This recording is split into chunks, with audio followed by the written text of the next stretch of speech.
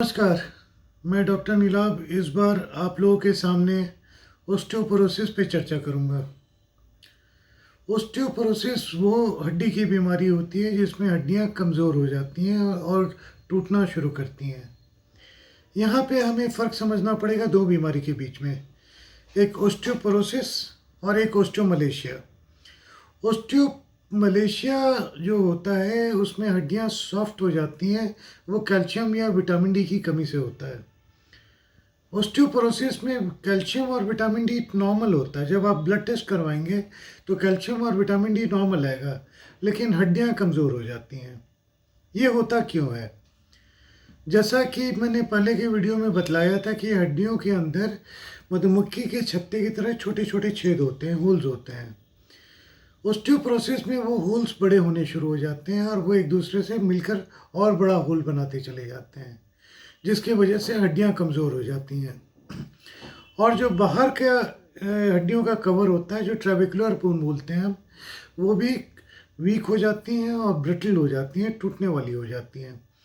तो चूंकि भीतर का हिस्सा और बाहर का हिस्सा दोनों कमज़ोर हो जाती हैं, इसलिए हड्डियां वीक हो जाती हैं। इसे दो भागों में बांटा गया है। एक तो हम सेनाइल ओस्टियोपोरोसिस कहते हैं, दूसरा हम पोस्ट मेनोपॉजल ओस्टियोपोरोसिस कहते हैं। ये होता क्यों है? यूजुअली जो हड्डी की मैक्सिमम स्ट्रेंथ होती है ये 30 साल की उम्र तक होती है। 30 साल की उम्र के बाद ये हड्डियां कमज़ोर होनी शुरू होती हैं। कि हड्डियां क्यों कमज़ोर होती हैं ये भी जानना जरूरी है। होता क्या है कि हमेशा हमारे शरीर में हड्डी बनती रहती है और हड्डी एब्जॉर्ब होती रहती है, तो फॉर्मेशन और डिस्ट्रक्शन का प्रोसेस बराबर चलता रहता है। 18 से 22 साल की एज तक फॉर्मेशन ज़्यादा होता है, डिस्ट्रक्शन या अब्जॉर्प्शन कम होता है। 30 साल की एज तक हमारी मैक्सिमम बोनी स्ट्रेंथ आ जाती है।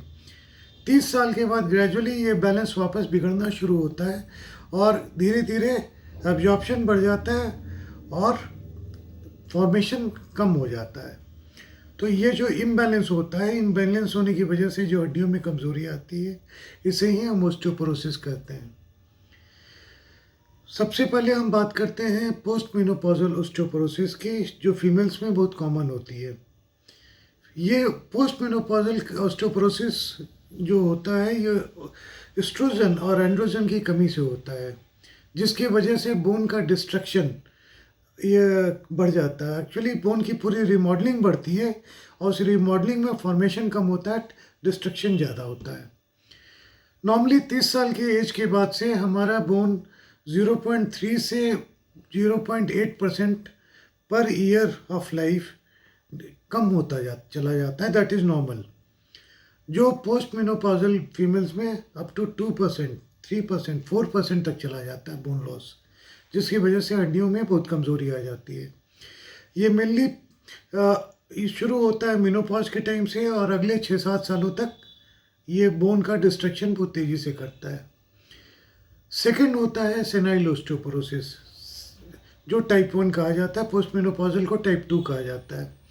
सेनाइल ओस्टियोपोरोसिस एक एजिंग चेंजेस है, जो एक नॉर्मल जो 0.3 से 0.5% का डिस्ट्रक्शन होता रहता है, इसकी परसेंटेज बढ़ के ये 1 to 2% पर ईयर होना शुरू हो जाता है, जिसकी वजह से हड्डियां कमज़ोर होती हैं। इसका कारण अलग होता है। जैसा कि पिछली वीडियो में हमने जिक्र किया था कि दो तरह के सेल्स होते हैं, ओस्टियोब्लास्ट जो हड्डी बनाते हैं और ओस्टियोक्लास्ट जो हड्डी को एब्जॉर्ब करते हैं। तो जो स्टेम प्रिकर्सर सेल्स होते हैं जो आगे ओस्टियोब्लास्ट बनाते हैं, वो स्टेम सेल्स कम होते जाते हैं उम्र के साथ साथ, जिसकी वजह से हड्डी की फॉर्मेशन कम होती जाती है और डिस्ट्रक्शन अपनी रेट पे चलता रहता है। लेकिन चूँकि कम बन रहा है, इसलिए इम्बैलेंस आ जाता है। वापस मैं पोस्ट मेनोपॉजल में आता हूँ। वहाँ पे एस्ट्रोजन और एंड्रोजन की कमी की वजह से बोन का टर्नओवर ज़्यादा हो जाता है, जिसमें डिस्ट्रक्शन बढ़ जाता है, जिसकी वजह से हड्डियाँ कमज़ोर होती हैं। तो दोनों ओस्टियोपोरोसिस होती हैं, लेकिन मैकेनिज्म अलग होते हैं। यदि हड्डियों में कमज़ोरी किसी और कारण से आ रही है तो उसे हम सेकेंडरी ओस्टियोपोरोसिस कहते हैं, जिसकी जिक्र हम किसी और वीडियो में करेंगे। इसमें क्या सिम्टम क्या आते हैं? शुरू में कोई सिम्टम नहीं होता है। फिर धीरे धीरे सेनाइल ओस्टियोपोरोसिस में बहुत कॉमन है कि गम्स जो है ये पीछे की तरफ जाने लगते हैं, रिसीडिंग गम्स हो जाते हैं।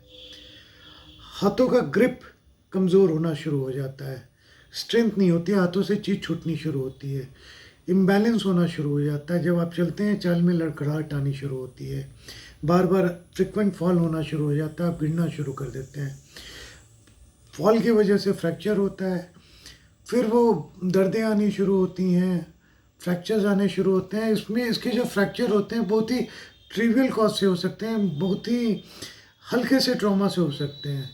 4 जगह की हड्डियाँ सबसे कॉमनली इन्वॉल्व होती हैं, रिब्स यानी पसलियों की हड्डी, हिप जॉइंट जो कुल्ला हुआ, रिस्ट जॉइंट जो कलाई हुई, और चौथा स्पाइन। ये 4 एरिया है जो ऑस्टियोपोरोसिस में बहुत कॉमनली अफेक्टेड होते हैं और काफ़ी ज़्यादा इनमें फ्रैक्चर आता है। वैसे ही ऑस्टियोपोरोसिस में ग्रेजुअली हाइट लॉस होना शुरू होता है, क्योंकि बोन जो पीछे हमारी रीढ़ की हड्डियाँ होती हैं उनकी हाइट कम होनी शुरू होती है। तो जो इंसान होता है वो बोलता है कि जी हमारी हाइट धीरे धीरे उम्र के साथ साथ कम होती जा रही है। शरीर आगे की तरफ बेंड करना शुरू कर जाता है, वो उतनी स्ट्रेंथ नहीं ले पाता है, मसल्स उतने स्ट्रेंथ नहीं ले पाते हैं। इसकी डायग्नोसिस कैसे होती है? हाँ, गर्दन में दर्द आता है, कमर में दर्द आता है, ये सारे सिम्टम ऑस्टियोपोरोसिस के होते हैं। वैसे दर्द कहीं भी हो सकता है। नेल्स काफ़ी ब्रिटल हो जाते हैं और कमज़ोर होने शुरू हो जाते हैं। इसकी डायग्नोसिस में एक तो हम रूटीन ब्लड टेस्ट करवाते हैं ये जानने के लिए कि कहीं कुछ और प्रॉब्लम ना हो, थायराइड की प्रॉब्लम ना हो, पैराथायराइड की प्रॉब्लम ना हो, कैल्शियम विटामिन डी कम ना हो, क्योंकि कई जगहों पे ये कॉमनली पाया जाता है कि ऑस्टियोपोरोसिस भी है, साथ में ऑस्टियोमलेशिया का भी एलिमेंट है, यानी कैल्शियम और विटामिन डी भी कम है। लेकिन मेन इसकी जो डायग्नोसिस होती है वो डिक्सा बोन डेंसिटोमेट्री से होती है। डिक्सा का फुल फॉर्म होता है डुअल एमिशन एक्सरे एब्जॉर्प्शियोमेट्री। इसकी एक रीडिंग आती है जिसमें एक नॉर्मल रीडिंग होती है जिसे हम टी स्कोर कहते हैं, और जो एक एज के साथ मैच किया जाता है उसे जेड स्कोर कहते हैं। तो इसमें अगर रीडिंग माइनस में आनी शुरू होती है तो -1 तक हम नॉर्मल ओल्ड एज में नॉर्मल लेते हैं, -1 से -2.5 के रेंज में है तो उसे हम ऑस्टियोपिनिया कहते हैं, जो एक एनोमली है, लेकिन इसका हम ट्रीटमेंट कोई नहीं देते हैं। -2.5 से अगर ज़्यादा हड्डियाँ कमज़ोर होती हैं तो उसे हम ऑस्टियोपोरोसिस लेवल करते हैं और उसका हम ट्रीटमेंट देते हैं। इसकी ट्रीटमेंट की जो दवाइयाँ होती हैं, इसकी दवाइयाँ भी बहुत ही स्पेसिफिक दवाइयाँ होती हैं। जैसे अगर हम पोस्ट मेनोपॉजल ऑस्टियोपोरोसिस की बात हम करते हैं तो पोस्ट मेनोपॉजल उसमें हार्मोनल थेरेपी भी दी जाती है, जो बहुत ज़्यादा आज की डेट में एडवोकेट नहीं की जाती है, क्योंकि उससे ब्लड क्लॉट्स बनने के, हार्ट डिजीज़ होने के और कुछ कैंसर्स के इंसिडेंस होने के रिस्क काफ़ी बढ़ जाता है। दूसरी दवा रेलोक्सिफिन कही जाती है, जो एसीआरएम ग्रुप में आता है, सिंथेटिक एस्ट्रोजन रिसेप्टर मॉड्यूलेटर्स। ये काफ़ी सेफ दवाइयाँ होती हैं और इससे कैंसर वगैरह का रिस्क तो नहीं होता, हाँ, लेकिन एक रिस्क इसका ये होता है कि ब्लड क्लॉट्स बनाना शुरू कर देता है। तो स्पेशली अगर आप बेड रिडन है तो आपको रेलोक्सिफिन अवॉइड करने के लिए बोला जाता है उन दिनों में। फिर जो सेकंड ग्रुप आता है, जो सबसे पॉपुलर ग्रुप है, वो उस ग्रुप को हम कहते हैं बाईफॉस्फोनेट्स। बाईफॉस्फोनेट्स बोन का एब्जॉर्प्शन को रोकता है, तो ये ऑस्टियोक्लास्ट पे एक्ट करता है, जिसकी वजह से बोन का डिस्ट्रक्शन की स्पीड स्लो हो जाती है। इसमें कई सॉल्ट्स आते हैं, कुछ लोग एलेंड्रोनेट लिखते हैं, कुछ राइजोड्रोनेट लिखते हैं, कुछ एवेंड्रोनेट प्रेफर करते हैं। तो अलग अलग सॉल्ट्स होते हैं, ये अलग अलग डॉक्टर्स के प्रेफरेंस के हिसाब से इसकी डोजेज होती हैं। कुछ लोग इसे वीकली देते हैं, कुछ लोग मंथली देते हैं, कुछ लोग डेली देते हैं, और कुछ जो है ईयर में जो एक इंजेक्शन लगता है वो देते हैं। इसके बाद का एक ग्रुप आया है जिसे डेनोसुमैब कहा जाता है। डेनोसुमैब की खासियत ये होती है कि ये किडनी की जिसे प्रॉब्लम है उसे भी दी जा सकती है, और ये ऑस्टियोक्लास्ट पे तो काम करता ही करता है। उसके अलावा इसके रिजल्ट्स बाईफॉस्फोनेट से ज़्यादा बेटर पाए गए हैं, और जिसमें बाईफॉस्फोनेट एक्ट नहीं करता है वहाँ पे इसे ज़्यादा इफेक्टिव पाया गया है। ये स्किन के नीचे इंजेक्शन से देते हैं, ये हर 6 महीने पे लगाया जाता है। एक और कंपाउंड आती है टेरीपेराटाइड, जो पैराथायराइड हार्मोन है, उसका एनालॉग होता है। ये इंजेक्शन देते हैं, ये इंजेक्शन डेली लेना होता है स्किन के अंदर, लेकिन यही एक दवा है जो हड्डी को बनाता है। बाकी सारी दवाइयाँ हड्डी के एब्जॉर्प्शन को रोकती हैं, लेकिन यही एक दवा है जो बोन फॉर्मेशन में हेल्प करता है, क्योंकि ये पैराथायराइड हार्मोन एनालॉग है। लेकिन ये स्किन में लेना पड़ता है और पूरे लाइफ टाइम में आप चाहे जितने भी ब्रेक करके लें, इसे 2 साल से ज़्यादा नहीं लेना चाहिए, वरना बोन कैंसर होने का रिस्क को ये बढ़ा देता है।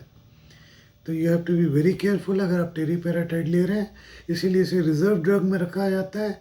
अगर मल्टीपल फ्रैक्चर्स हो रहे होते हैं तभी टेरीपेराटाइड का इंजेक्शन देते हैं। और भी 1-2 ड्रग हैं जो पाइपलाइन में हैं, जो अभी इंडिया में नहीं आए हैं, हो सकता है कि आने वाले फ्यूचर में वो आ जाए। अब अगला क्वेश्चन आता है कि इसे प्रिवेंट कैसे किया जाए। इसके प्रिवेंशन में सबसे इम्पॉर्टेंट है कि अपनी लाइफस्टाइल को बेटर करें। लाइफस्टाइल को आप कैसे बेटर कर सकते हैं कि तो न्यूट्रिशियस फूड लें, कैल्शियम विटामिन डी का सप्लीमेंट लें, इसके अलावा प्रोटीन, जिंक, मैग्नीशियम भी फूड में होना चाहिए। साथ में अगर स्मोकिंग या अल्कोहल आप बहुत ज़्यादा क्वांटिटी में लेते हैं तो ये आप स्टॉप कीजिए या इसे कम कर दीजिए। एक्सरसाइज इसमें बहुत हेल्प करती है।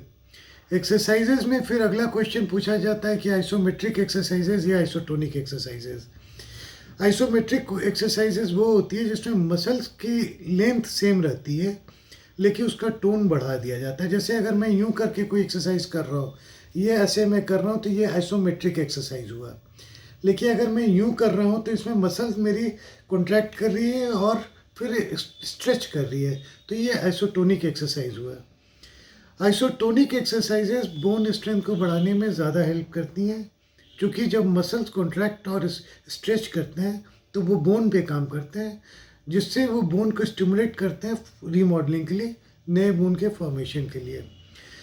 आइसोटोनिक एक्सरसाइज अगर आप कम वेट से डंबल के साथ भी करते हैं तो ये आपकी बैलेंस को भी बेटर करता है, गिरने के चांसेस कम होते हैं और बोन स्ट्रेंथ को भी बढ़ाता है। इवन अगर आप रेगुलर वॉक करते हैं, ये ऑस्टियोपोरोसिस को प्रिवेंट करता है। वेट आप कंट्रोल में रखते हैं, खाना पीना आपका ठीक रहता है, कैल्शियम विटामिन डी की सप्लीमेंट लेते हैं और रेगुलर एक्सरसाइज करते हैं, तो इससे ऑस्टियोपोरोसिस काफ़ी हद तक प्रिवेंट होता है। ये चीज़ यहाँ आपके समझने की है कि ऑस्टियोपोरोसिस का कोई क्योर नहीं है, कोई ट्रीटमेंट नहीं है। इसको आगे बढ़ने से रोका जा सकता है, लेकिन इसको स्टॉप नहीं किया जा सकता है, क्योंकि ये एजिंग चेंजेस है, उम्र का बदलाव है। जैसे उम्र को नहीं रोक सकते हैं, वैसे ही इसे भी नहीं रोका जा सकता है। जाते जाते एक चीज़ ये बोलना चाहूँगा कि ये कौन कौन से लोग रिस्क फैक्टर में, ये जानना चाहिए आपको। अगर आप यूरोपियंस या इंडियंस हैं तो आप रिस्क ग्रुप में आते हैं। अगर आपकी एज 45 के ऊपर है, आप रिस्क ग्रुप में आते हैं। अगर आप फीमेल हैं और मेनोपॉज हो चुका है या होने वाला है, आप रिस्क ग्रुप में आते हैं। कई चीज़ें और भी हैं जो रिस्क ग्रुप में हैं, जैसे अगर आप काफ़ी ज़्यादा ड्रिंक करते हैं या अल्कोहल लेते हैं या स्मोकिंग करते हैं, अगेन आप रिस्क ग्रुप में आते हैं। अगर आपकी लैक ऑफ फिजिकल एक्टिविटी, आप एक्सरसाइज नहीं करते हैं, तो आप रिस्क ग्रुप में आते हैं। अगर आप काफ़ी मोटे हैं, ओबेसिटी आप में ज़्यादा है, तब आप रिस्क ग्रुप में आते हैं। ऑस्टियोपोरोसिस के बारे में इतना ही। अगली बार हम बात करेंगे कि कौन कौन सी दवाइयाँ हैं जो दूसरी बीमारी की हैं, लेकिन अगर ये दवाइयाँ आप लेते हैं तो इससे हड्डियों की कमज़ोरी होती है। आपको केयरफुल रहना चाहिए अगर उन दवाइयों का आपको रेगुलर लेना पड़ता हो। इसी के साथ आज यहीं पे रुकते हैं। नमस्कार।